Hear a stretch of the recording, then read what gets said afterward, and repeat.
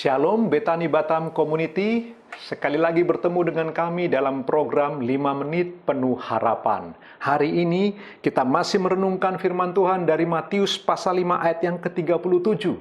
Setelah beberapa hari kita merenungkan firman ini, saya harap Bapak Ibu menghafal ayat ini sungguh-sungguh. Matius pasal 5 ayat 37 firman Allah berkata, "Jika ya, hendaklah kamu katakan ya. Jika tidak, hendaklah kamu katakan tidak. Apa yang lebih daripada itu berasal dari si jahat." Tema kita masih manfaat berkata benar.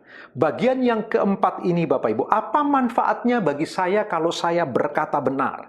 Kalau saya mengatakan ya di atas ya, tidak di atas tidak seperti perkataan Tuhan Yesus, maka Bapak Ibu dan saya akan memiliki nama baik. Kalau Bapak Ibu melihat di Alkitab, baik di zaman Alkitab Perjanjian Lama sampai ke Perjanjian Baru, Bapak Ibu perhatikan, bagi orang-orang zaman dulu, nama baik lebih penting daripada emas dan permata. Nama baik jauh lebih penting diperjuangkan oleh mereka daripada semua harta yang bisa mereka kumpulkan. Karena itulah Bapak Ibu yang dikasihi oleh Tuhan, jika Bapak Ibu dan saya berani berkata ya di atas ya, tidak di atas tidak, kita akan beroleh manfaat daripadanya. Bukan hanya kita tidak perlu mengingat apa yang kita katakan, kita juga beroleh hidup yang tenang dan ringan. Kita bisa dipercaya orang dan kita punya banyak sahabat karena orang-orang tidak perlu menebak-nebak tentang karakter dan sifat kita. Tetapi jauh lebih penting dari itu Bapak Ibu yang dikasihi Tuhan, Bapak Ibu dan saya beroleh nama baik. Seperti yang Alkitab katakan, nama baik dikejar-kejar oleh orang di zaman Alkitab kita.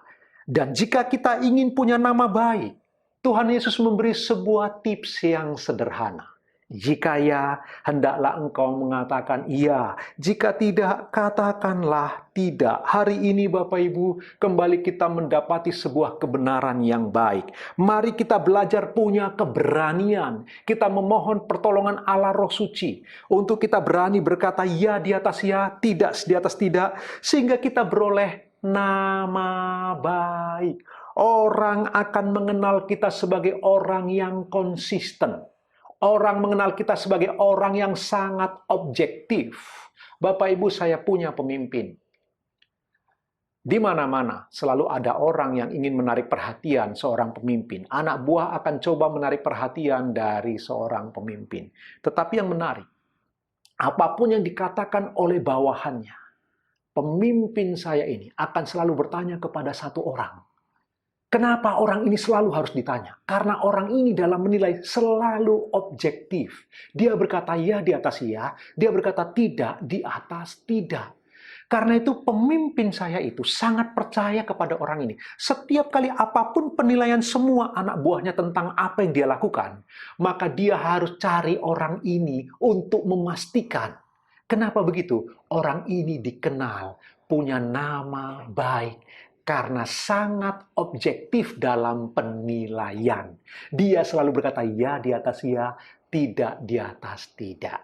Walaupun dia begitu dekat, dia tidak sungkan untuk berkata tidak. Nah Bapak Ibu yang dikasihi Tuhan, kadang-kadang perasaan-perasaan sungkan, perasaan-perasaan segan, perasaan kita yang merusak perkataan kita. Ingatlah baik-baik Bapak Ibu, jangan pernah menjadikan perasaan kita sebagai Tuhan. Kita seringkali, karena kita begitu menjaga perasaan orang lain, kita begitu sungkan, lalu kemudian kita tidak berani berkata ya di atas ya, tidak di atas tidak. Lalu kemudian nama baik kita rusak. Karena itu, hari ini kita beroleh renungan. Orang yang berani berkata benar, berani berkata ya di atas ya, tidak di atas tidak. Orang seperti ini akan beroleh nama baik. Tuhan Yesus memberkati Bapak Ibu. Selamat beraktivitas.